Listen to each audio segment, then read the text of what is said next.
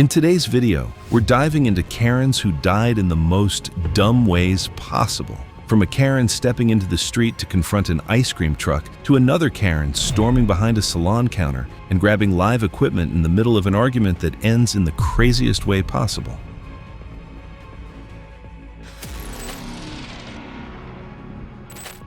It was June 24, 2018 in Stockton, California. By 3 p.m., temperatures had climbed to 94 degrees and heat shimmered above the residential pavement. Traffic was light along the neighborhood street as an ice cream truck made its afternoon rounds. Zenda Quell, 44, worked at a regional insurance office and was known among colleagues for her insistence on specific procedures and her unwillingness to compromise on matters she deemed unfair. She had a reputation for lengthy complaints about parking violations, service wait times, and perceived slights in customer interactions. That Sunday, she was walking with two children, ages 6 and 8, along a residential block on the eastern side of the city. The children were visiting relatives, and Zenda had offered to take them out for the afternoon. The ice cream truck had stopped near the curb approximately 30 feet ahead. Parents and kids gathered around the service window, forming a loose line. Zenda approached the vendor and began pointing at the truck's position relative to the sidewalk. She insisted the vehicle was parked too close to a driveway entrance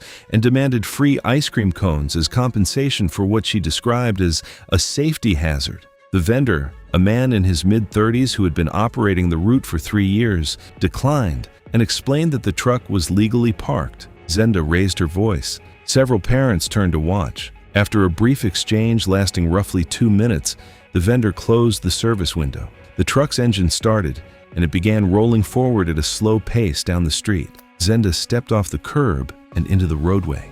She continued gesturing toward the departing truck, her attention fixed on its rear bumper as it moved away at roughly 8 to 10 miles per hour. She walked around the back of the vehicle and into the opposite lane without looking in either direction.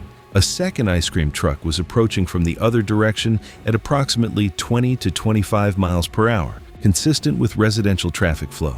Witnesses later reported that Zenda never turned her head toward the oncoming vehicle. She was still focused on the first truck when she stepped directly into the path of the second.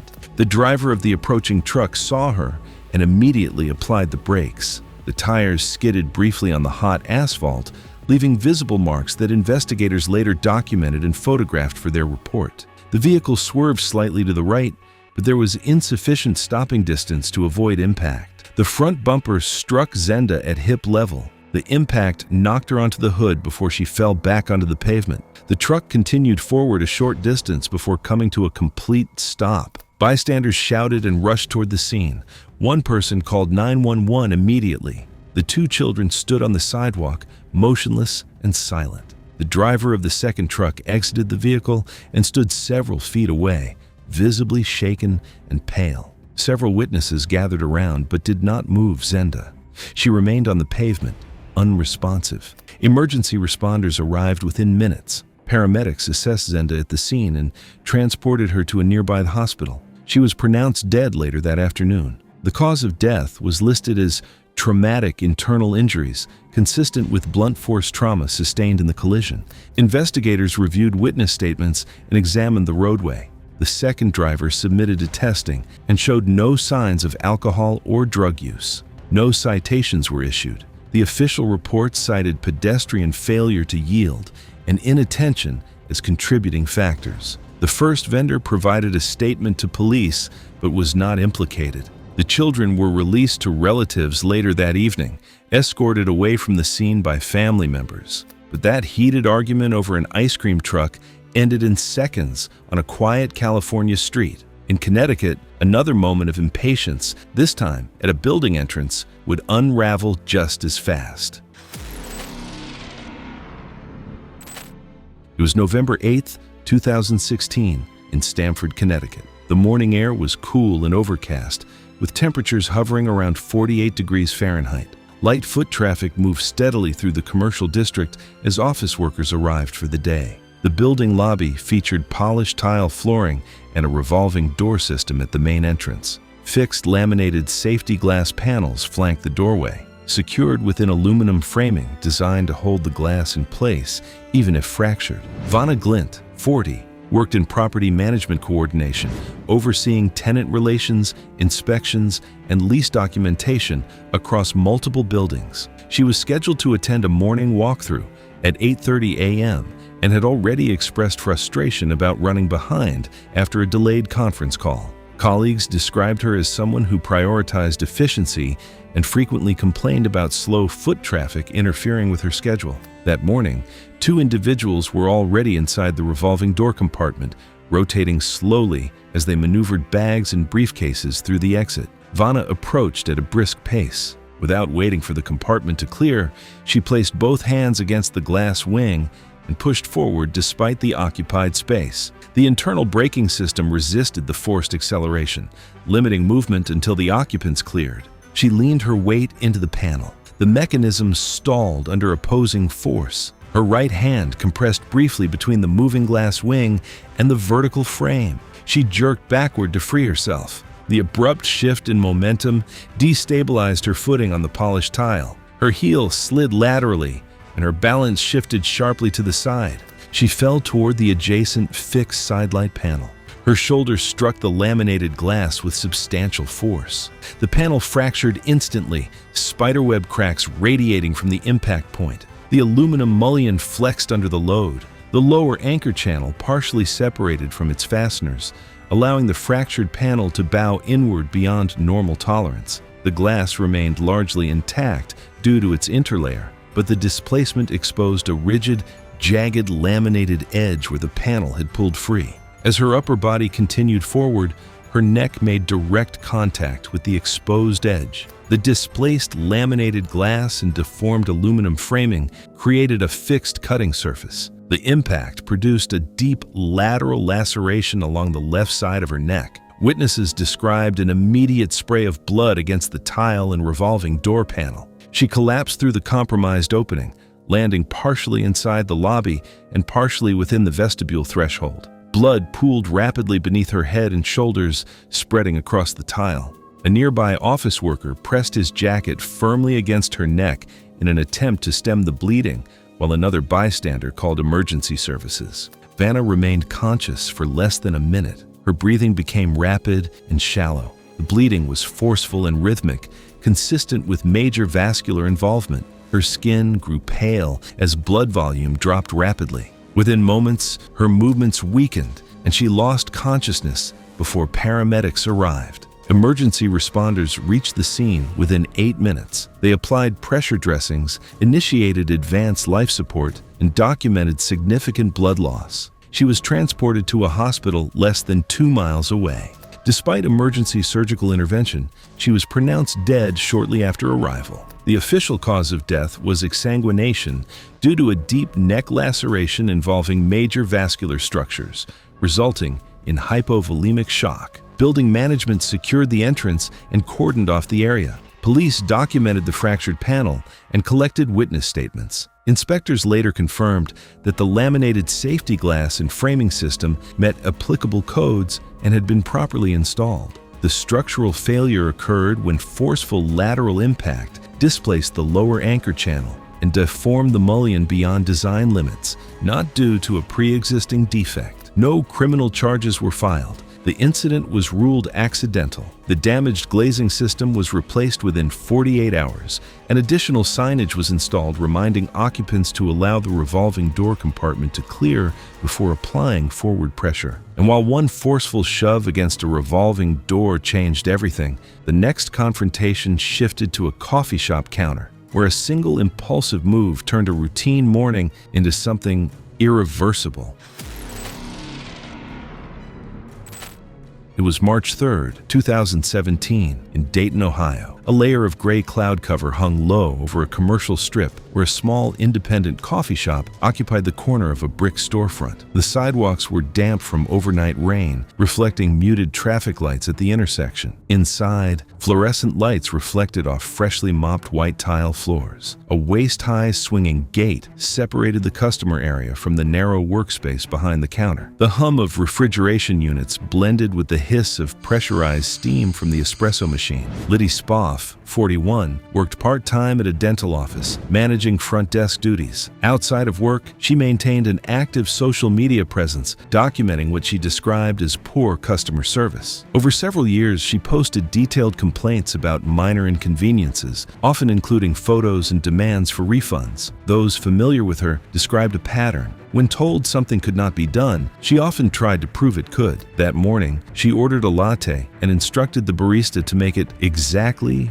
boiling. The 19-year-old employee explained that milk is typically steamed to about 150 degrees Fahrenheit to preserve texture and prevent scalding. Commercial espresso machines generate steam above 200 degrees Fahrenheit, but it is controlled before contacting milk. Heating milk to boiling, 212 degrees Fahrenheit at standard pressure, would ruin its structure and create safety risks. Liddy insisted the machine was capable of higher heat and accused the barista of not knowing how to operate it properly. As the explanation continued, Liddy stepped closer to the counter. Without permission, she unlatched the waist-high gate and entered the employee-only area. The barista, startled, backed toward the register and told her to step away from the equipment. Two customers waiting in line moved toward the exit. The espresso machine had just completed a shot extraction. The portafilter remained locked into the group head, where water had been forced through compacted coffee grounds at roughly 9 bars of pressure. The boiler maintained steam pressure slightly above 1 bar for milk frothing. Liddy grabbed the portafilter handle and tried to twist it free. Because pressure inside the group head had not fully dissipated, the seal resisted briefly before releasing abruptly. When the portafilter disengaged, a burst of superheated water and steam expelled outward from the group head. The liquid temperature exceeded 200 degrees Fahrenheit. The spray struck the left side of her face and neck at close range. At the same time, her reflex caused her elbow to hit the steam wand control, opening it further. A second plume of steam vented across her upper chest. She recoiled, losing footing on the damp tile. Her heel slid against the smooth surface. She fell backward, striking her shoulder against a wall-mounted shelving bracket. The metal support bent, dislodging ceramic mugs that shattered across the floor. The barista shut off the steam valve and hit the emergency cutoff switch within seconds. Another employee called 911. The entire sequence, from entry behind the counter to shutdown, lasted less than 30 seconds. Emergency responders arrived within 8 minutes. Liddy was conscious, but in severe distress.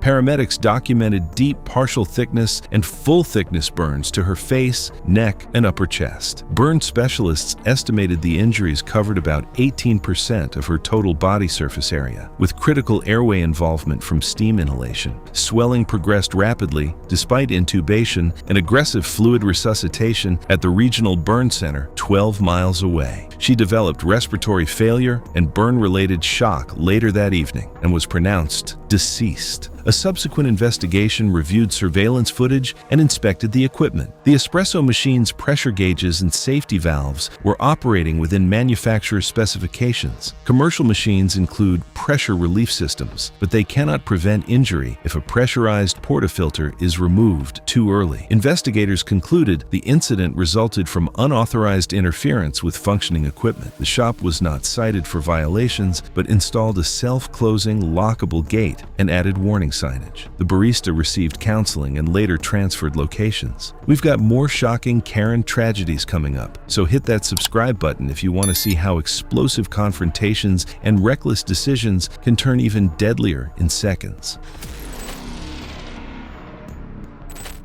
It was September 12, 2015, in Tallahassee, Florida. A 110-foot cell tower stood inside a fenced gravel lot on the eastern edge of the city, surrounded by chain-link barriers and posted high-voltage warning signs. The isolated service site sat away from nearby homes, with electrical equipment humming at the base. A contracted tower technician, 52, had arrived earlier that morning to service ground-level components inside a metal cabinet near the base. The gate was typically kept locked, but he had left it temporarily unsecured while retrieving equipment from his truck parked just outside the perimeter. High-voltage warnings in faded yellow and black lettering were posted along the fence and cabinet doors. Mavia Klatt, 35, worked in a medical billing office and had spent months posting complaints online about poor cell reception in her neighborhood. She frequently tagged her service provider in public posts, accusing the company of negligence and overcharging customers. In messages and comment threads, she insisted the nearby tower was not functioning functioning properly and stated she would personally intervene if the issue was not resolved. That afternoon, after another dropped call, she drove to the tower site. When she saw the gate partially open, she entered the lot and began calling out toward the structure, demanding an explanation for what she believed was ongoing service failure. The contracted technician was inside a ground-level cabinet and had temporarily unlocked the tower's climb shield to access the ladder, leaving it unsecured while retrieving equipment from his truck. Mavia walked directly to the exposed ladder system and began climbing without a harness, helmet, or fall protection. When the technician stepped outside moments later and saw her several feet above ground, he ordered her to come down and warned her that the equipment was energized. She continued ascending despite the warning, insisting she had a right to inspect what she believed was faulty infrastructure. She climbed to approximately 35 feet before slowing near a mounted junction assembly supplying power to transmission components above. As she steadied herself on the ladder, she reached toward a thick cable entering the housing, attempting to locate what she believed was the source of the service problem. Witness accounts described a sudden flash, consistent with an electrical arc, followed by a sharp cracking sound. Investigators later determined she likely contacted an energized component or created a conductive path between live equipment and the grounded tower. The resulting shock would have been instantaneous. Her body stiffened briefly before she lost muscular control. She fell backward from roughly 30 feet. During the descent, she struck a horizontal crossbrace about 10 feet below, altering her trajectory before dropping the remaining distance onto the gravel surface. The technician called emergency services immediately and approached without moving her, recognizing the risk of spinal injury. Paramedics arrived within 8 minutes. She was unresponsive, pulseless, and had sustained catastrophic trauma consistent with both high-voltage electrical injury and a fall from height. Despite resuscitation efforts, she was pronounced dead at the scene. The medical examiner determined the cause of death to be combined electrocution and blunt force trauma. The tower operator confirmed the structure and electrical systems were functioning within regulatory standards at the time. No service malfunction was detected. Following the investigation, the contractor reinforced perimeter fencing, added redundant locking mechanisms to the gate, and reviewed site security protocols to prevent unauthorized entry during service intervals. Authorities ruled the death an accidental trespass-related electrocution resulting from unauthorized access to restricted infrastructure. Investigators found no evidence of equipment malfunction or operator negligence, concluding the tower had been operating within regulatory standards. The case was closed without charges. And if climbing a tower sounds extreme, the final story proves it doesn't take that much. Sometimes all it takes is one argument, one slip, and one split-second decision that can't be undone.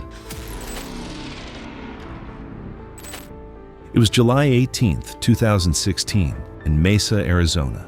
Afternoon temperatures had climbed above 105 degrees Fahrenheit, pushing most activity indoors. Along a commercial stretch of East Main Street, a small, independently operated hair salon occupied a single storefront. Sunlight reflected off the front windows across light-colored tile flooring.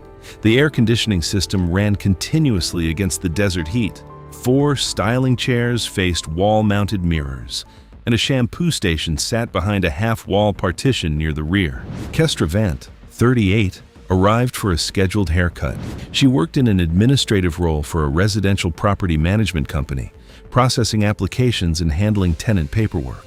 Public online records later reviewed showed a pattern of detailed complaints about businesses she visited, often escalating minor issues into formal disputes. Former co-workers described her as highly particular and unwilling to concede when she believed standards were not met. The appointment began routinely. She presented a printed reference image and emphasized precision. The stylist, a woman in her mid-20s, employed at the salon for less than 2 years, completed the cut while the schedule ran slightly behind. After the haircut, Kestra stood and examined the neckline under brighter front lighting. 2 clients later told investigators she began identifying small differences between the result and the reference photo. The stylist offered to make immediate corrections. Kestra declined further adjustment and instead initiated a sustained argument about competence and professionalism. Witnesses stated her tone escalated. She questioned the stylist's training, criticized the delay, and referenced her history of posting public reviews. The stylist attempted to de-escalate and again offered to correct the cut at no charge. Kestra continued the confrontation, drawing attention from everyone inside. During the dispute, she shifted focus to the salon setup. She moved toward the shampoo area behind the partition, stating she intended to document what she described as unsafe conditions. The stylist advised her the wash station was restricted to staff. Kestra proceeded past the barrier despite the instruction. As she entered the area, the tile was damp from recent use.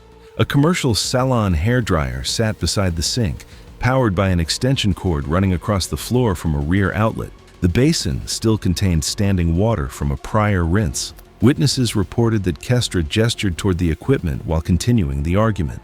As she stepped forward, her sandal caught the extension cord stretched across the walkway. The cord tightened beneath her foot. She attempted to steady herself by reaching toward the countertop hairdryer, which remained plugged in. She lost balance and fell forward. Her forehead struck the rim of the sink before her upper body pitched into the basin. During the fall, the energized hairdryer slipped from her hand into the water while she remained in contact with it. Those present reported hearing a sharp electrical pop, followed by a steady humming sound. The device created a conduction path through the standing water and her upper torso. Electrical current traveled across her chest and right shoulder. Her muscles contracted involuntarily, preventing release. The head impact likely caused disorientation. The circuit did not immediately trip. The stylist moved to the rear outlet and disconnected the extension cord. By the time power was cut, Kestra was unresponsive against the basin. Staff lowered her to the floor and contacted emergency services. No breathing or pulse was observed. Responders arrived within minutes and documented cardiac arrest consistent with ventricular fibrillation. Defibrillation and advanced life support were initiated and continued during transport. Resuscitation efforts at a nearby hospital did not restore sustained cardiac rhythm. She was pronounced deceased later that afternoon.